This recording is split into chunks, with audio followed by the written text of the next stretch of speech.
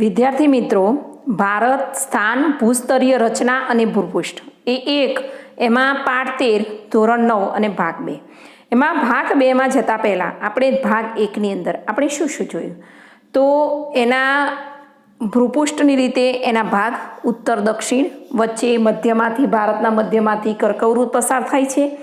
ઉત્તર દક્ષિણ લંબાઈ 3214 કિલોમીટર છે. પૂર્વ પશ્ચિમ પહોળાઈ ગુજરાતથી અરુણાચલ પ્રદેશ 2933 છે અને વચ્ચેથી કર્કવૃત પસાર થાય છે. એ રીતે આપણે કાલે જોયું. હવે ભાગ નંબર 2ની અંદર હવે આપણે ભારતના પાડોશી દેશો જોઈશું.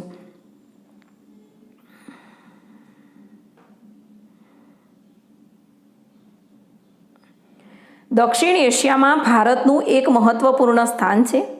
ભારતમાં 29 રાજ્યો, દિલ્હીનું રાજ્ય એક રાષ્ટ્રીય રાજધાની પ્રદેશ અને 9 સંઘ શાસિત પ્રદેશ છે. ભારતની જમીન સીમા ઉત્તર પશ્ચિમમાં શું આવેલું છે? જમીન સીમા તો કે પાકિસ્તાન, અફઘાનિસ્તાન સાથે ઉત્તર પૂર્વમાં ચીન, પછી નેપાળ, પછી ભૂતાન, પૂર્વમાં એટલે આ પૂર્વ દિશા છે. આ પૂર્વ દિશામાં મ્યાનમાર, બાંગ્લાદેશ સાથે જોડાયેલી છે. એટલે આ એની જમીન સીમા છે. ભારતની દક્ષિણ દિશામાં સમુદ્ર કિનારે આપણા પાડોશી દેશોમાં આ નીચે શ્રીલંકા છે અને પાલકની, આ બંને વચ્ચે પાલકનીની સામુદ્રધુની આવેલી છે. એથી અલગ પડતા જોવા મળે છે. અરબ સાગરમાં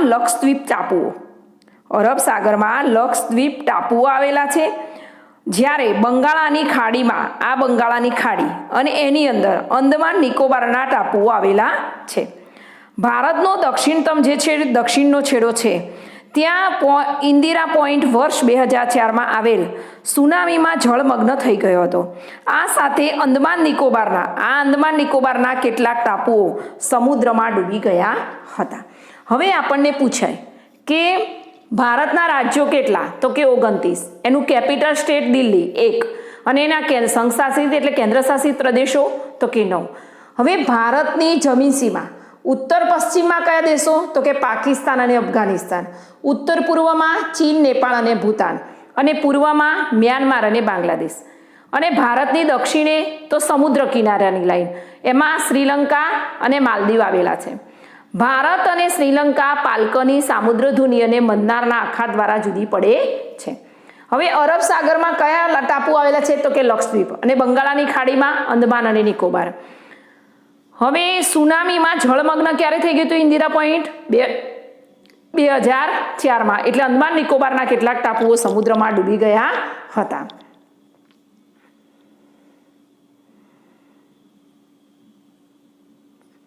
હવે ભૂસ્તરીય રચનાની અંદર ભારતના વર્તમાન ભૂપૃષ્ઠનું સ્થાન પૃથ્વીની ભૂસંચલ પ્રક્રિયા અને બાહ્ય હલનચલનનું પરિણામ છે. આ બંને પરિબળોની વિનાશક અને રચનાત્મક અસર જોવા મળે છે. પૃથ્વીની સંરચના વિશેની જાણકારી ખૂબ જ રોચક છે. પૃથ્વીનો ઉપરનો પોપડો તેની નીચે રહેલા એસ્ટેનોસ્ફિયરના અર્ધદ્રવિત ખડકોની ઉપર તરી રહ્યો છે.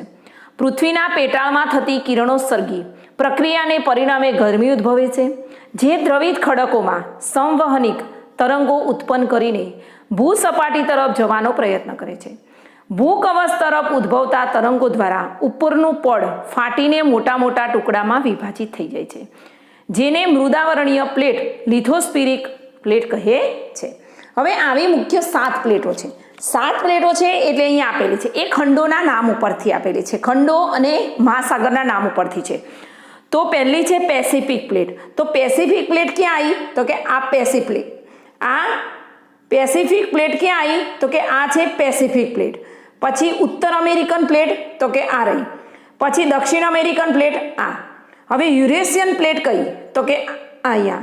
આફ્રિકન પ્લેટ અહીંયા. અને ઇન્ડો ઓસ્ટ્રેલિયન પ્લેટ તો આ. અને આ એન્ટાર્કટિકા પ્લેટ એટલે આ. એટલે આ કુલ એવી 7 પ્લેટો આવેલી છે. હવે આપણને પૂછે કે મૃદાવરણીય પ્લેટ કોને કહે છે? તો કે ભૂકવચ તરફ ઉદ્ભવતા તરંગો દ્વારા ઉપરનું પડ ફાટીને મોટા મોટા ટુકડામાં વિભાજિત થઈ જાય છે, જેને મૃદાવરણીય પ્લેટ લિથોસ્ફિરિક પ્લેટ કહે છે. હવે 7 પ્લેટો છે. કઈ કઈ? તો કે પેસિફિક પ્લેટ, ઉત્તર અમેરિકન પ્લેટ, દક્ષિણ American plate, Eurasian plate, African plate, Indo Australian plate અને એન્ટાર્કટિક પ્લેટ. આ 7 પ્લેટો છે.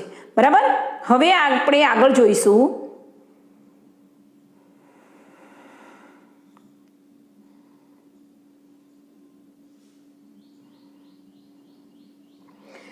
કેટલીક જગ્યાએ પ્લેટો એકબીજાથી દૂર થઈ રહી છે, જેને અપસારી પ્લેટ કહેવામાં આવે છે. એકબીજાથી જે પ્લેટો દૂર થઈ છે એને કઈ પ્લેટ કહેવામાં આવે છે? અપસારી પ્લેટ. આ અપસારી પ્લેટ છે.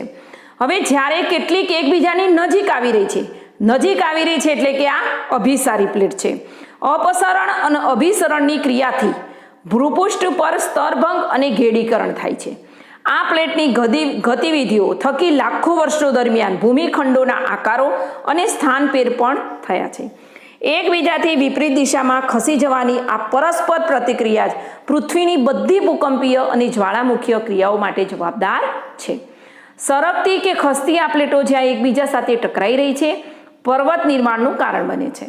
પ્લેટો જ્યાં એકબીજાથી દૂર ખસે છે ત્યાં ભૂમિખંડો અને મહાસાગરોમાં ફાટોનું નિર્માણ કરે છે. આ પ્લેટો પર આવેલા ભૂમિખંડો નિરંતર ખસતા રહે છે. આ પ્રકારની પ્લેટોને રૂપાંતરિત પ્લેટ કહેવામાં આવે છે. એટલે આખું ફરી જાય એટલે રૂપાંતર થઈ ગયું, એટલે એની કઈ પ્લેટ કહેવાય? રૂપાંતરિત પ્લેટ. બરાબર.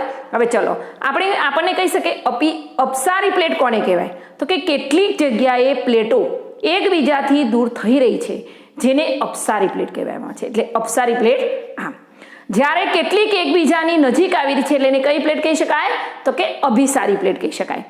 હવે અપસરણ અને અભિસરણથી ક્રિયા પર ભૂપૃષ્ઠ પર શું થાય છે? તો કે સ્તરભંગ અને ઘેડીકરણ થાય છે. હવે રૂપાંતરિત પ્લેટ કોને કહે છે? તો કે પ્લેટ જ્યાં એકબીજાથી દૂર ખસે છે ત્યાં ભૂમિખંડો અને મહાસાગરોમાં ફાટોનું નિર્માણ કરે છે. આ પ્લેટો પર આવેલા ભૂમિખંડો નિરંતર ખસતા રહે છે. આ પ્રકારની પ્લેટોને રૂપાંતરિત પ્લેટ કહેવામાં આવે છે. હવે આપણે આગળ જોઈશું તો કે ભારત કરોડો વર્ષ પહેલા ગોંડવાનાલેન્ડ નામના પ્રાચીન વિશાળ ભૂમિખંડનો ભાગ હતો. આ વિશાળ ભૂમિખંડમાં આજના દક્ષિણ અમેરિકા, આફ્રિકા, ઓસ્ટ્રેલિયા તથા એન્ટાર્કટિકાનો સમાવેશ થતો હતો. એટલે સમુદ્ર નહોતો, એ બધો જ ભૂમિખંડ હતો. કાળક્રમે ગોંડવાનાલેન્ડથી અલગ થઈને ઇન્ડો ઓસ્ટ્રેલિયન પ્લેટ ધીમે ધીમે ઉત્તર તરફ ખસવા લાગી. તે ઉત્તર ગોળાર્ધની ઘણી મોટી યુરેશિયન પ્લેટ સાથે લગભગ 5 કરોડ વર્ષ પહેલા ટકરાઈ હોવાનું મનાય છે. ઇન્ડો ઓસ્ટ્રેલિયન પ્લેટ અને યુરેશિયન પ્લેટના ટકરાવ થકી સમુદ્રમાંથી હિમાલય પર્વત શ્રેણીનું નિર્માણ થયું. હવે આપણને પૂછે કે હિમાલય પર્વત શ્રેણીનું નિર્માણ કઈ રીતે થયું? તો કે ઇન્ડો ઓસ્ટ્રેલિયન પ્લેટ અને યુરેશિયન પ્લેટના બંને ટકરાઈ એટલે ટકરાવથી સમુદ્રમાંથી શું પેદા થયું? હિમાલય પર્વત. હિમાલય પર્વત શ્રેણીની દક્ષિણે એક વિશાળ ખીણ બની, જેમાં સમય જતાં ઉત્તર દક્ષિણ વહેતી નદીઓનો કાપ ઠલવાયો. આ રીતે હિમાલય અને દ્વીપકલ્પીય ઉચ્ચ પ્રદેશની વચ્ચે અત્યારનો ગંગાનો મેદાની પ્રદેશ બન્યો. દ્વીપકલ્પીય ઉચ્ચ પ્રદેશના ઉત્તર પશ્ચિમ ભાગમાં એક વિસ્તૃત જ્વાળામુખી પ્રસ્ફોટન થયું, જેથી ઉચ્ચ પ્રદેશનો પશ્ચિમ ભાગ તૂટીને નિમજ્જિત થઈ ગયો અને પરિણામે અરબ સાગરનું નિર્માણ થયું. હવે જ્વાળામુખીનું પ્રસ્ફોટન થવાથી કયા સાગરનું? તો કે અરબ સાગરનું નિર્માણ થયું. આ ભૂનિમજને કારણે જ પશ્ચિમ ઘાટ વધારે સુસ્પષ્ટ થઈ ગયો. આમ ભારતીય ભૂખંડમાં અનેક વિવિધતા જોવા મળે છે. ભૂ એટલે જમીન, એટલે ભૂખંડ જમીનના ભાગમાંથી કેટલીક પ્લેટો ટકરાવાથી હિમાલય થયો, સાગરો બન્યા. ઉત્તરમાં ઊંચી વિસ્તૃત પર્વતમાળા આવેલી છે, તેમાં ઉચ્ચ પ્રદેશો, શિખરો, ઘાટ વગેરે આવેલા છે. ઉત્તર ભાગના મેદાનોમાં ગંગા, યમુના અને બ્રહ્મપુત્ર નદીઓ વહે છે. તેના કાપથી આ મેદાનો રચાયા છે. દક્ષિણો દ્વીપકલ્પીય પ્રદેશ પ્રાચીનતમ છે.